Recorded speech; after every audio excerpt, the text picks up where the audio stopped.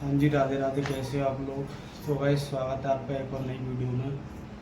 और गाइस, मैं इस वीडियो में बात करने वाला हूँ कि जो टाइम, जिस तरह की परिस्थिति मुझ पर आई है या परेशानी जो भी आई है, वो किस वजह से आई है और कैसे लापरवाही हमसे हुई या डॉक्टरों से, या क्या हमने सावधानी नहीं बरती और क्या हमें बरतनी चाहिए थी। तो जो हो गया गाइस, वो तो हो ही गया। आज वैसे डिलीवरी को 6 दिन थे, तो आज हमारे यहाँ से छठी बनती है, तो आज का दिन काफ़ी वैसा था हमारे लिए खुशी का।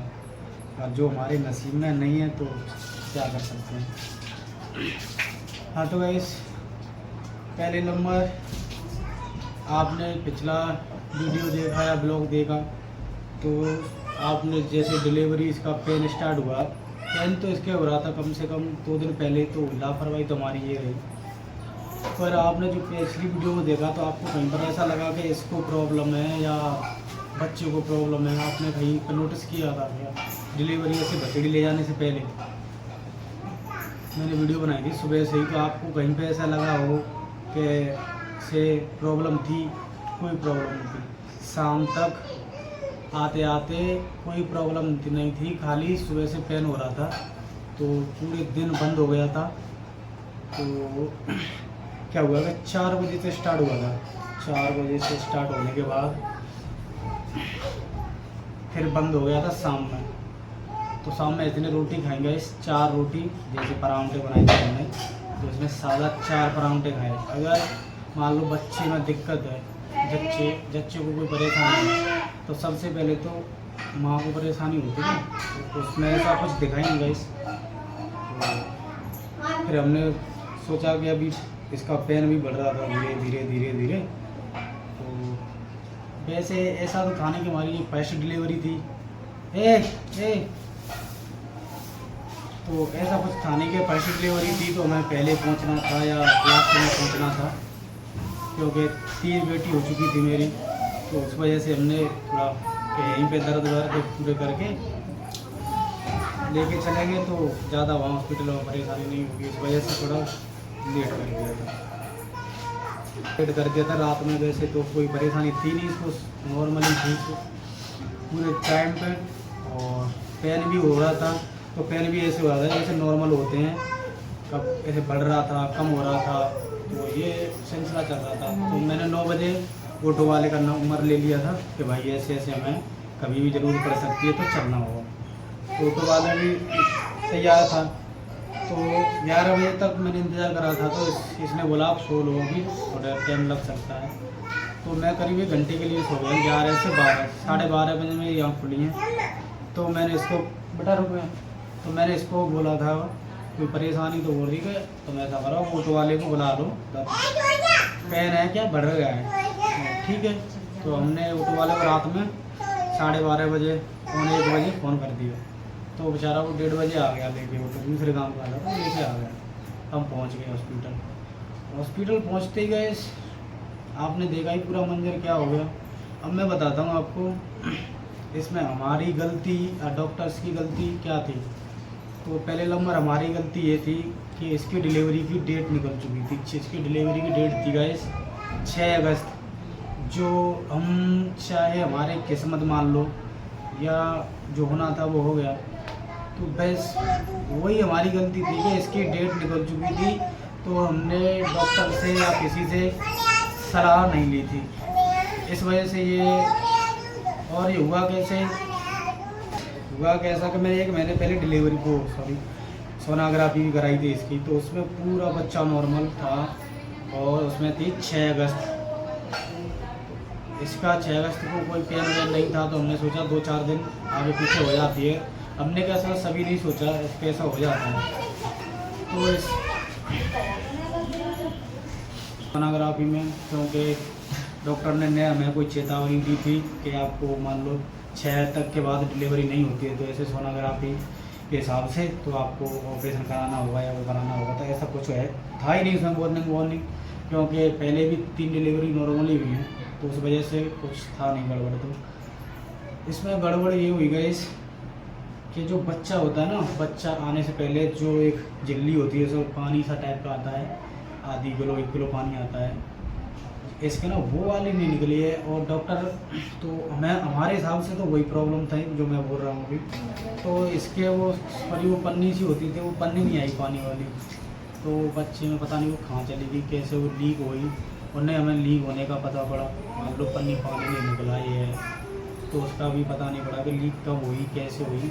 अब मान लो पन्नी जैसे लीक होती है, जैसे अभी 8 महीने पहले भाभी की डिलीवरी थी, जो बच्चा हुआ, तो वैसे उसकी पन्नी ऐसे फटी थी यहीं घर ही। हमारा तो कहना यही है वो पन्नी की वजह से जो भी हुआ है वो पन्नी की वजह से हुआ है। और डॉक्टर्स का कहना है कि जो उसके बच्चे के गले में जो नरा बोलते हैं ना, उस नरी के 2 से 3 ऐसे अंटे थे, तो ऐसे बच्चे ने पलट लिए पेट में, तो वो टाइट होते गए, तो उसकी ना गर्दन धीरे धीरे सांस बिछना स्टार्ट हो गया है।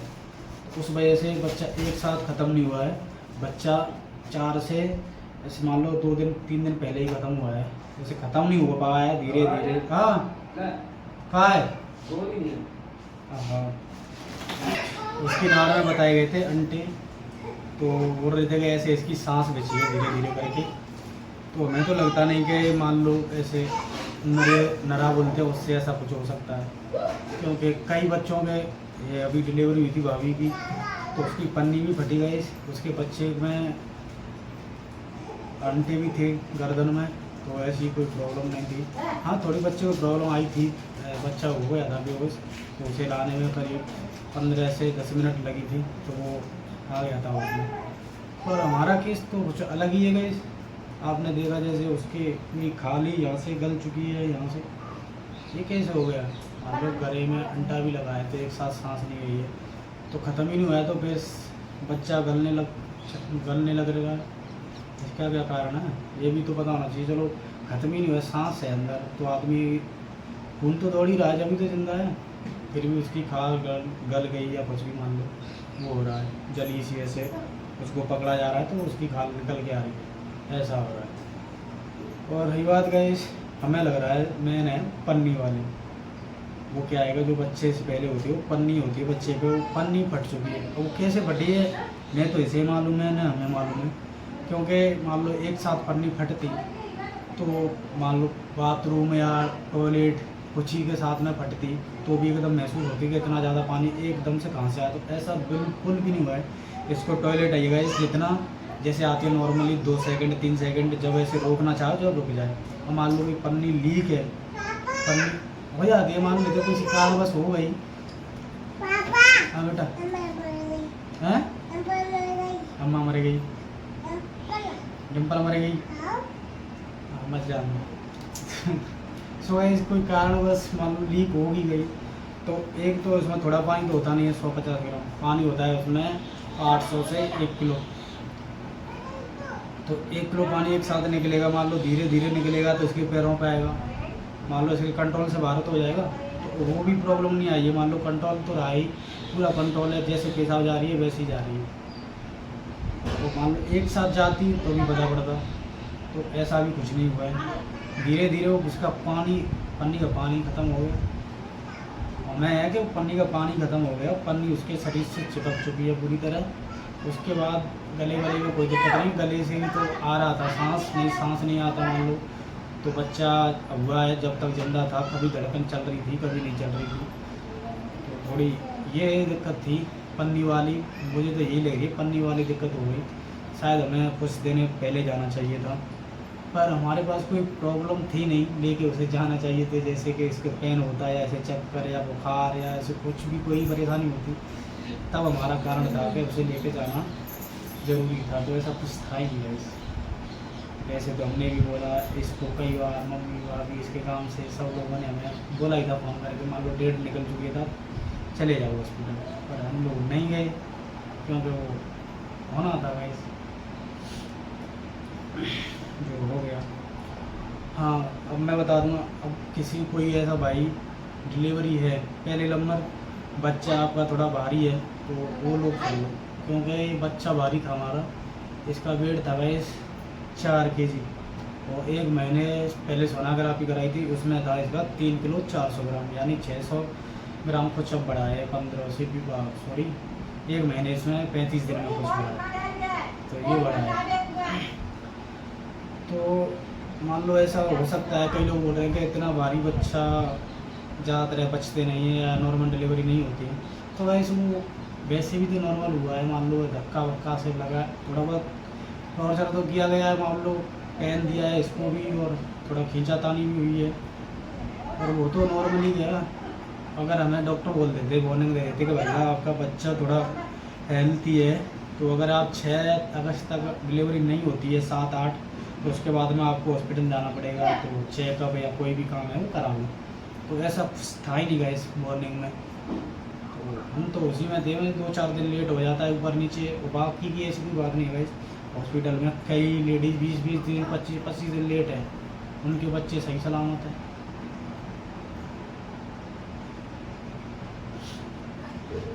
अब मैं जो भी है, जिसको कोई भी है भाई, जिसके पेट में से बच्चा है, तो आप ध्यान दें, पहले आप सोनोग्राफी करा लें 3 या 4 महीने पे, फिर करा लें आप 8वें या 7वें में। फिर भाई साहब आपको लेके जानी पड़ेगी, चाहे तो 3 की जगह 4 सोनोग्राफी करा लो, कुछ भी नहीं हो सकता। हमने 3 कराई थी, तो 3 कराई, फिर भी 1 महीने की छूट गई, शायद छूटी तो नहीं है, मान लो 10वें में ही कराई थी, तो 15 दिन लेट बच्चा हो गया था, 10 दिन लेट, वैसे छोटी छाटी कुछ नहीं है। तो मेरे हिसाब से हमें एक सोनोग्राफी थोड़ी कम रह गई, और हमें जाना चाहिए था डॉक्टर के पास, मान लो डेट निकलने के बाद, तो थोड़ी वो हमारी लापरवाही थी, और तो कोई ऐसा इशू था ही नहीं, कुछ यही हो गया, पूरा मिल गए जो भी मिलना था, तो जो होना था उसके लिए सभी विधि मिलनी गई, तो मिल चुकी थी, हो गया अपना जो भी था।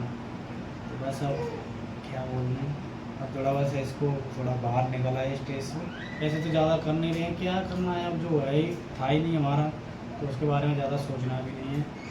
थोड़ा इसको 2-4 दिन और थोड़ा रेस्ट दिलाएंगे, फिर इसे खड़ी कर लेंगे। वैसे तो कोई परेशानी भी नहीं है अभी, मान लो 6 दिन हो गए, तो 15 दिन देखेंगे। डॉक्टर जांच वाँच भी आ गई थी इसकी हॉस्पिटल में, ऐसा भी नहीं है कि हम डायरेक्ट लेके आए हैं, डॉक्टरों की अनुमति से ही लेके आए हैं, क्योंकि इतना बड़ा ऑपरेशन या डिलीवरी थी, तो ऐसा कुछ था नहीं कि हमने बिल्कुल भी लापरवाही बरती है।